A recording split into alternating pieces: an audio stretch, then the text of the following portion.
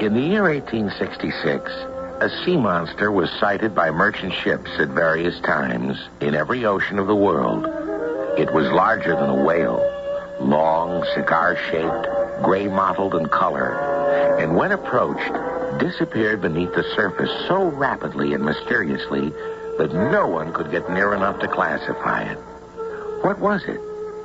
Arguments, even among scientists, ranged from prehistoric monster to half-submerged wreck to some incredible man-made subterranean vessel.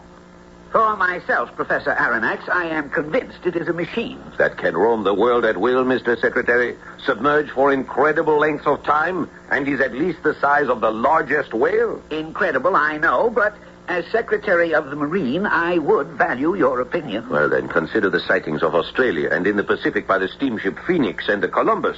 They both thought of it as a sandbank until suddenly 2 columns of water shot upwards from it to the height of 150 feet into the air, correct? Those are the reports. Yes, well, does this not suggest some species of whale? With a natural force to spout that high? Besides, remember the steamship Moravian? And far worse still, the Scotia? Yes, those 2 ships which were struck. Exactly. Rammed by something powerful enough to pierce iron plates 2 inches thick and rip holes in them 2 yards in diameter below the water line. Now, what animal, what whale could accomplish that? Well, the narwhal, perhaps? But the narwhal is relatively small, some 30 feet. But suppose that bug travels at a speed of 20 to 30 miles, armed with a battering ram like a long lance tooth. Now, let us speculate on an enormous narwhal, a sea unicorn. I hope you're right. But as an American concerned with the defense of my country, I must lean to the other side of the argument, that this is some gigantic war machine. The United States has made its decision. The heavily armed frigate, the Abraham Lincoln, under the command of Captain Farragut, has been outfitted to hunt this creature, machine, whatever it is, and destroy it. Well, I cannot imagine it is anything man-made.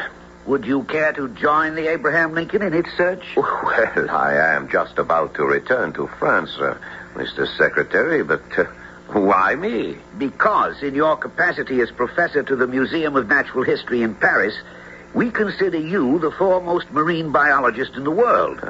If we cannot destroy this terror of the seas, perhaps we can at least identify it. I shall give you my answer before I return to France. I hope it will be yes. Now, I must hurry back to the ministry. Very good, sir. I will have my servant Conseil bring you to your carriage. That is the bell, Conseil. I have it, Monsieur le Professeur. Professor Aronnax? I am his servant, Conseil. I'm Lieutenant Heath, United States frigate Abraham Lincoln. I bear this message from my captain, Captain Farragut. Will Monsieur enter? No, I think I'd better stand by my horse. Will you be so good as to deliver this letter to your master? I'll wait for the answer. As you wish, Lieutenant. Excuse me. Who is it, Conseil? A message from Captain Farragut. Aha. Let me see. Oh, dear. Something is wrong. No, the monster has been sighted in the Pacific, off the coast of Peru. I am invited to sail on the American ship to track it down. Well, what do you think, Conseil? Whatever pleases Monsieur le Professeur. There is a lieutenant outside the door who awaits a reply to his captain. Well, will you go with me? Oh, where else, monsieur?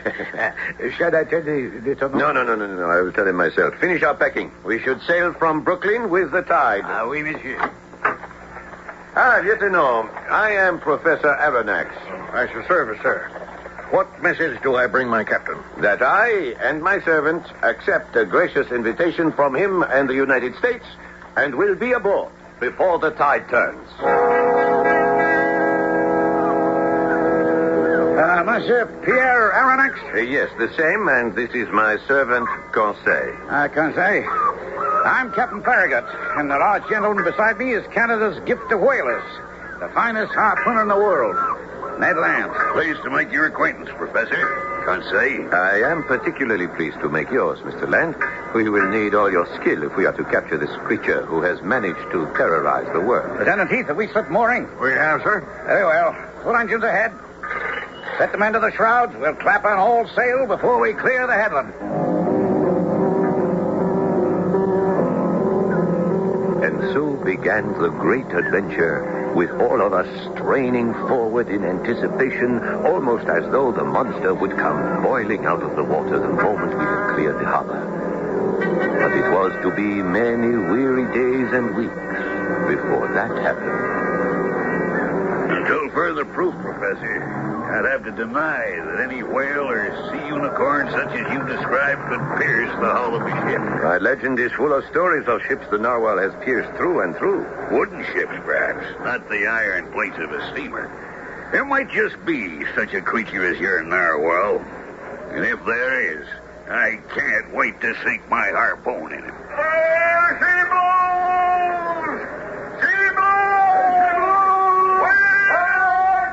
Well, Mr. Land, you may just have your chance.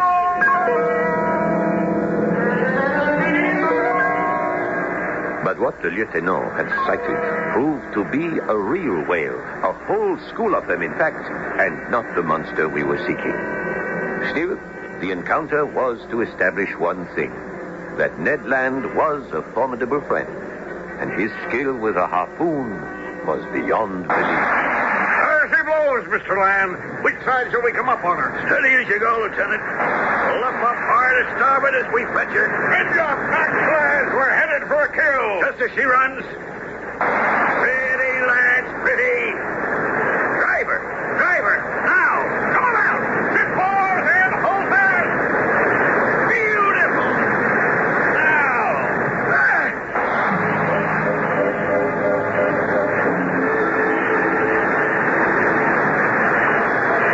The harpoon throw was unerring.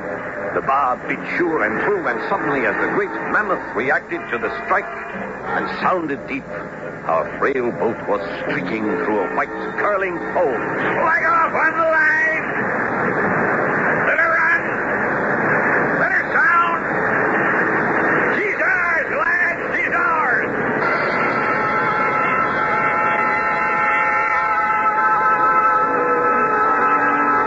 It was on the return from this adventure that I started my log. Its first entry, 6th of July, 1867. We have finally rounded Cape Horn at the tip of South America. We are now beating up to the northwest into the great body of the Pacific, and Captain Farragut has gathered all of us on deck. Now, we've just rounded the Horn, and all of you on board know what we seek.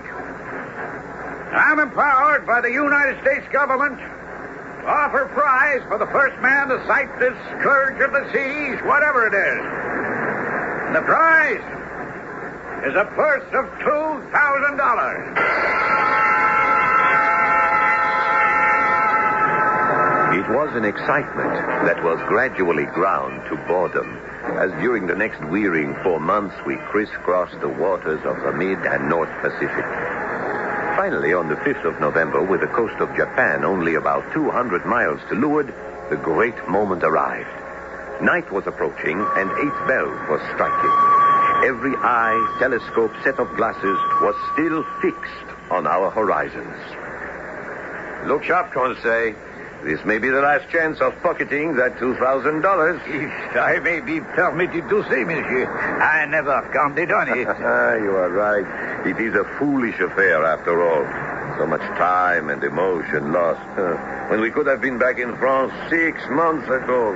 We in your small apartment. And the museum, with all the specimens we had brought from America. There she blows! But this is no whale. This is the monster we seek. I claim the $2,000. Everybody on deck to check me out. Way ho! Way ho! Whatever it is, there she blows. At 2 cables' length from the ship, on the starboard quarter, the sea was boiling. In the center of it was the mass, the reality, the strange center of a violent activity. What was it? What could it be? That would have to wait for closer inspection. An inspection I might have been well counseled to leave alone. Because What had turned out to be a roundabout trip back to France was suddenly about to be a wild trip beyond imagining. A voyage that, before it was finished, would add up to 20,000 leagues under the sea.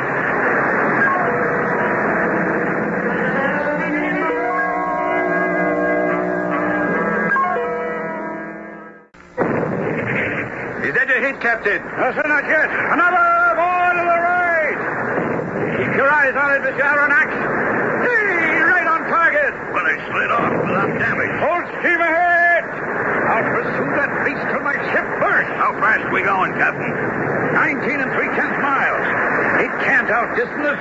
Would you break out the small boats to attack, Mr. Man? We'll never take the beast that way. What would you advise? I'll post myself by the bowsprit. Just get me within harpooning distance, and I'll spike it. I'll join you, Ned. I wouldn't miss this for anything. And I will not leave my master out alone. Very well. Come along, Conseil. Good hunting, all three. I'll try to bring you within range.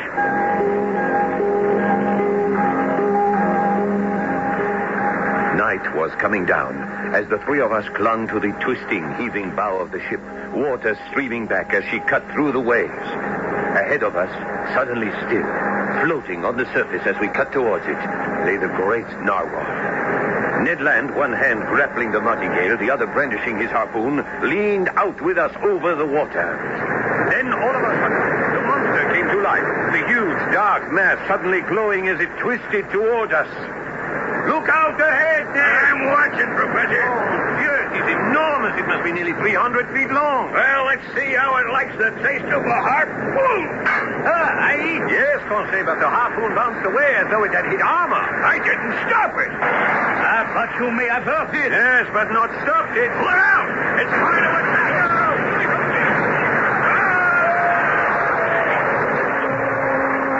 The fearful shock that rocked the frigate catapulted the three of us into the water.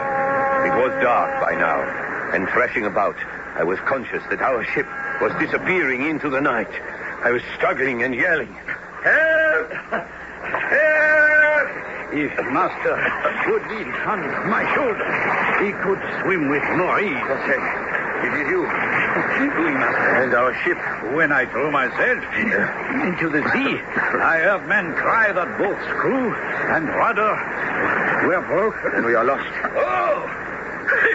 Professor, are you there? Yes! The same. Still seeking his prize. You were thrown into the sea as well. Yes, Professor. But more fortunate than you, for I found a footing on a floating island. What are you talking about? And discovered why my harpoon was useless. I don't understand. Because, Professor, your gigantic narwhal is made of sheet iron. It's lying just under the water, and we can stand on it. Before I could reach for it with my feet, the strange machine came to meet us and carry us above the surface of the ocean. Desperately, we clawed and found a sort of tap rail to cling to. As long as it sails horizontally, I don't mind. But if it takes an ocean to dive, we're all goners.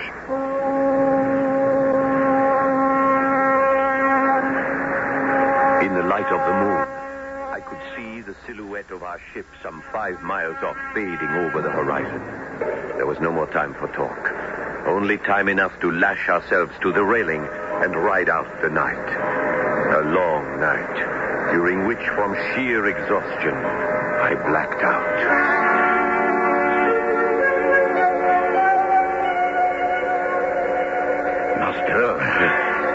Master. What is it? Conseil? Yes, Master. Where are we? Oh, it's dark. I can see nothing. We are inside, Monsieur. They came for us. What? Who came for us? 8 of them. Masked. Ned, is that you? No one else, Professor. Who were these masked men? They came from inside the ship, armed, and forced us into captivity. A ship? Aye, your giant narwhal is no freak of nature. It's man-made. Yes, Master. A huge vessel that does sail upon the sea, but beneath it also. This is a submarine ship. Who knows how deep in the ocean we're buried? Well, who commands it? We don't know. For all I know, they're pirates. But I still have my bowie knife, and if there's any trouble... Ned, no, it's no point in useless violence. Let us first study where we are, and, if possible, why. I have been unconscious, but it seems you were not now. Tell me what happened.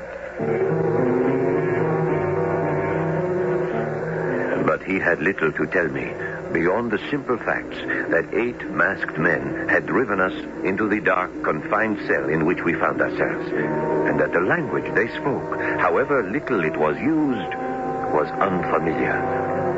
Apparently, we were prisoners. But of whom, for what reason, and what our fate might be was as mysterious as the room we were shut fast in. A room which had no break in its smooth walls, save for a door, which we discovered... What? Lights. But they don't show us much we don't already know. What time is it? No idea. Except for my stomach. That says it's dinner time. If so, we must have slept 24 hours. And what we were given to drink after they hauled us aboard must have been drugged. That is very possible. I wonder what they mean to do with us. Starve us to death, maybe. I'll make them pay us some attention. I'll break the door down, or cause enough excitement to get someone here to stop me. Calm yourself, Mr. I can't, Professor. I'm a man who wants results. Which you can get without forcing the issue if you'll only take time to see that the door is already opening. 5 men entered, 4 of them armed. The 5th man, tall, lithe, muscular, with a high forehead which suggested deep intelligence. His most remarkable feature, aside from a great mane of deep chestnut hair, were his eyes, spread so far apart that they could take in a quarter of the horizon at one glance. You arrogant pirate, I demand you set us free. Quiet, Mr. Land. How do you know my name? Whether you remember it or not, I've already interrogated all of you. While we were drugged? Say rather, Professor Aronnax, while you were under the influence of medication to help you recover from exposure. But we did not ask for it or need it. Possibly, Monsieur Conseil. But then it is I who give the commands aboard this vessel. By heaven, I'll not stand for this. You will, Mr. Land. And listen. Yes, please, Ned. We owe him that courtesy. Very well. You are all a threat to me, Professor. Unintentionally, sir. Unintentionally? Well, was it unintentional that your ship, the Abraham Lincoln, pursued me? That you took passage on that ship? That the cannonballs from your ship rebounded off the armor of my ship? That Mr. Land struck us with his harpoon? I don't think you understand what a mystery and a threat you pose to the world outside your own. I have done with the world. I am my own world. And in my own world, my word is law. But Hush, Ned. Very well, then. Since you control our fate, will you please tell us what it is to be? I will assign you cabins. You will have the freedom of the ship. And in exchange for this liberty, I only ask one thing. Your word of honor to accept its limitations. You are not offering us anything but a life sentence? Cruel and unjust. No, sir. It is clemency. You are my prisoners of war. You attacked me, tried to surprise me, and unlock the secret of my whole existence. You think I can send you back into a world which must never know me again? Oh, never. In keeping you, it isn't you I'm guarding, but myself. So, in effect, you are offering us life or death. Exactly. And there isn't much choice as to what our answer will be. But no word of honor will bind us not to escape, if we can. I will accept that qualification and offer in return one of my own. From time to time, certain unforeseen events may require me to consign you to your cabins for some hours or days, as the case may be. Other than that, you are free members of our society and the world of the Nautilus. The Nautilus? The name of my ship. And how are we to address you, sir? My name from your world I have abandoned. Here I am the captain. If you must have a name to go with that, you may call me Captain Nemo.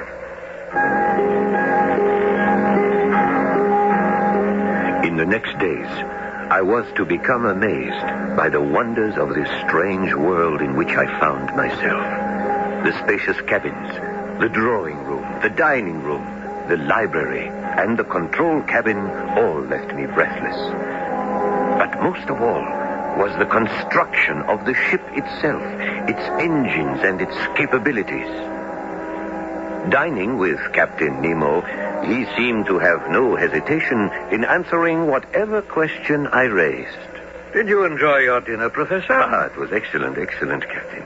But what amazed me beyond belief was not the fish, which of course your nets can capture, but how you can supply meat. What you thought to be meat was fillet of turtles. What you thought pork, dolphin livers. You see, we find our game in our submarine forest. Yes, but the ship itself. Well, here in my room, you can see all I need to navigate it. You know these instruments. Yes, most. Barometer, compass, sextant, chronometer. The dial with the movable needle, is a manometer, is it not? Correct. It measures external pressure and reads out depth. And these other instruments?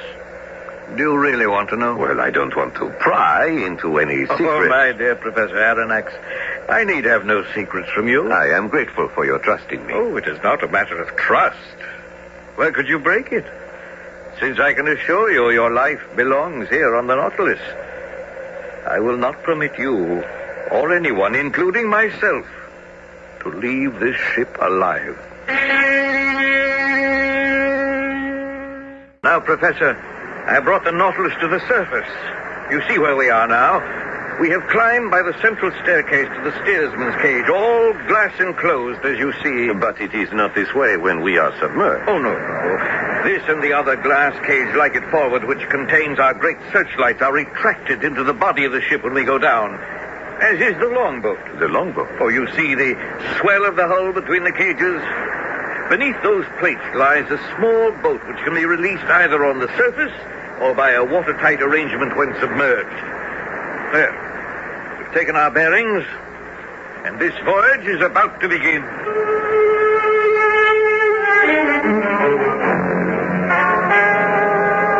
We've got to make a plan to seize this ship, Professor. Yes, but how, Ned? Well, you've talked to the madmen. How many men are aboard? 15, 40, 100? I have no idea, but I would think nearer the larger figure. Oh, it is that big? Oh, it is enormous, my good Conseil. Then this man must be the richest man in the world. I have no doubt that... The lights have gone out. I knew this ship wasn't safe. It isn't natural to sail under the sea. Look. He's going to drown us. Easy, Ned, easy. He's opening the hull to the sea. Yes, with glass to hold it back. Windows to the sea. But, Master, how could glass stand against the pressure of the water? I expect that's only one of the many miracles we will see before this strange voyage is over. No words can describe the enchanted forest we were looking upon. 75 fathoms down, lit by powerful electric floodlights, the sea was visible from the Nautilus for a mile around. For 2 hours, an aquatic army awed and delighted us. The green labret, the banded mullet, the round-tailed goby, white with violet spots, Japanese salamanders, spider lampreys, serpents 6 feet long, a breathless parade too many to mention. Until suddenly, the cabin lights went on, and the panels shut, as Captain Nemo, followed by 6 of his sturdy crew, entered, his brow black as thunder. Rush before you. Hey, let go. What is it, Captain? Why have you ordered your men to seize us? Because I require to keep one of the conditions that bind you to me. You must be confined till I see fit to release you. You are the master, but may I ask you one question? None, sir. Prisoner Kostagat. We were hurried to the same cell in which we had spent the first night. A meal was waiting for us. A meal that must have been drugged, for shortly after eating it, all 3 of us were dead to the world, with no knowledge of what had happened during the night. When we woke the following morning, only I was given some glimmering. Monsieur Aronnax, I know that several of your colleagues at the museum in Paris have studied medicine. Are you a doctor? Yes, I am. I am still resident surgeon to the hospital. Will you prescribe for one of my men? Is he ill? You will see. Well, I will prescribe for him, if I can. The man was not ill. He was wounded. Badly. A dreadful wound. Some blow which has shattered the skull and hopelessly damaged the brain. Well, Monsieur Aronnax? What has caused this wound, Captain? It does not matter. Will he live? The man does not speak English. He will not understand. Very well. He will be dead before tomorrow. Can nothing save him? Nothing. You may go now, sir. I left Captain Nemo with tears in his eyes, bent in what seemed like prayer over the dying man. And that night, and for many to come, we saw nothing of him. But his presence was felt nightly as he played a great pipe organ whose oscillating tones filled the Nautilus as she sped through the ocean depths, headed we knew not where.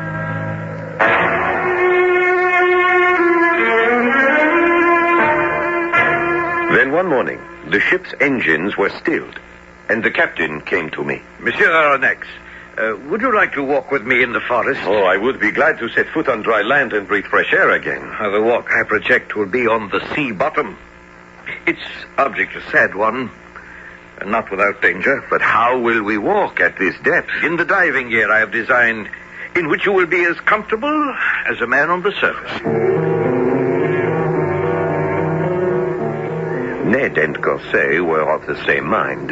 Helped by members of the crew, we were fitted with rubber suits, heavy copper helmets, and a kind of iron mail like a flexible suit of armor.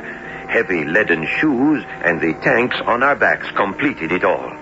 And we were ready. Once in the water, the heaviness vanished, and we walked easily and comfortably. We passed suddenly into an incredible coral kingdom in the center of which was a huge cavern like a sunken cathedral.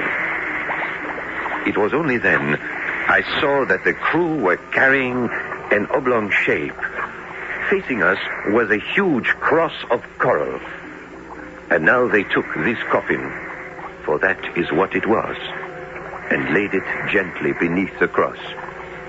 In a circle around their captain, they knelt and extended their hands in a last adieu. But it was on the way back that a new tragedy almost struck. A school of sharks were suddenly swarming about us. One of them, jaws opened wide like a factory shears, plunged at Captain Nemo. Coolly he slipped to the side and buried his knife in its side, clinging with his other hand to the fin. The creature thrashed and whipped in a frenzy, the water boiling with such fury that it swept me from my feet. But as I fell, I saw Ned Land go to the rescue and with one mighty lunge bury his harpoon to the hilt in the shark's heart.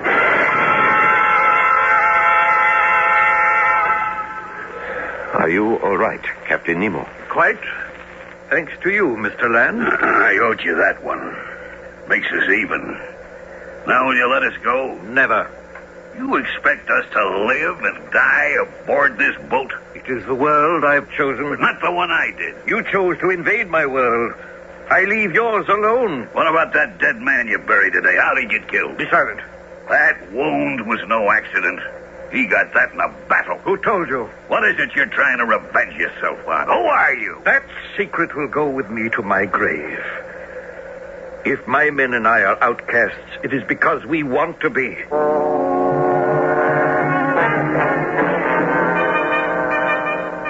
On the 4th of January, having traveled 11,340 miles, came our first real opportunity to escape.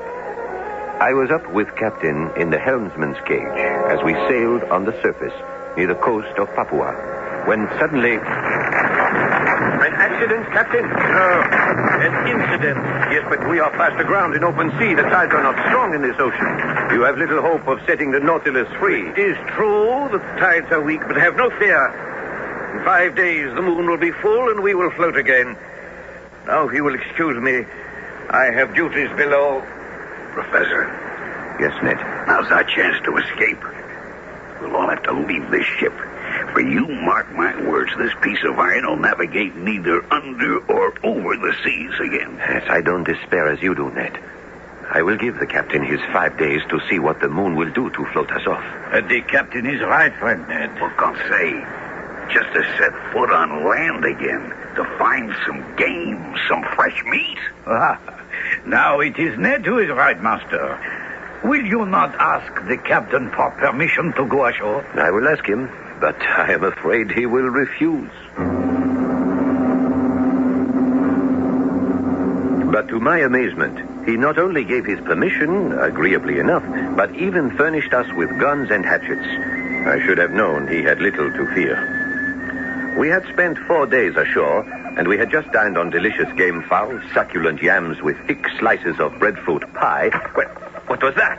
You have some fruit from the cabbage farm. That was a spear. Savages! Look, there must be 50 of them. Can we make it to the boat? We'd better, or they'll be the one filling their stomachs, and the dinner will be us. Ship oars, Ned, ship oars. We have reached the Nautilus. Hurry, Professor, hurry. They're right on our tail. No, come on. No hurry. All will be well. Not if those headhunters get to us. Nothing to fear from them. Let me have the men see to the boat. To the aft. Person aft. Come, gentlemen. Step below decks. Batten down all the hatches before they board. No need. We will leave the hatches as they are. But the Papuans, they are cannibals. Perhaps, but we will not harm them, and they will not harm us. Watch. What is that? The whole hull is charged with electricity. But don't be alarmed. Just enough to stun, not to kill. It's enough to scare off the natives. I have no quarrel with these people.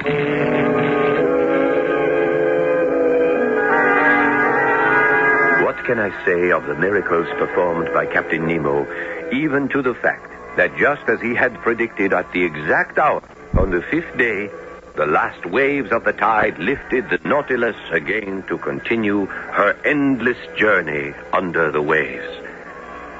And now, after a year and nearly 20,000 leagues under the sea, this brilliant madman was heading us for the North Pole, up along the coast of Norway. We were standing on deck. What is that ship, Ned? Why, it's rigging a ship of war. Oh, may it reach us and sink this cursed Nautilus. But where is Captain Nemo? Below, I think. So now is our chance. Into the water. Escape. Say you're right. Stay where you are, gentlemen. You are not leaving the Nautilus. Besides, it would benefit you little to flee to that ship. I intend to sink it. Attack is begun. Go below. I will have my revenge. I am the law, and I am the judge. Through men like you, I have lost all I loved and revered.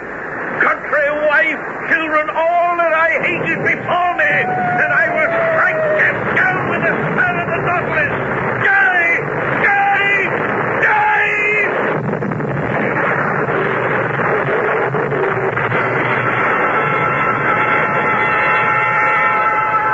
The bowsprit of the other ship, as we crashed, peeled back the helmsman's cage and spilled Conseil, Ned, and myself into the sea. Frantically, we swam away as the two vessels, still locked together, went down into the sea, almost sucking us down after her. Had it not been for Ned's strength, we would not have escaped. And only we three did, picked up by a Norwegian fishing boat. The strange ship that attacked us was lost with all hands. Captain Nemo and his men chose to go down with the Nautilus to a watery grave. Or did they? Perhaps they still roam as free as any undersea creature beneath the waves.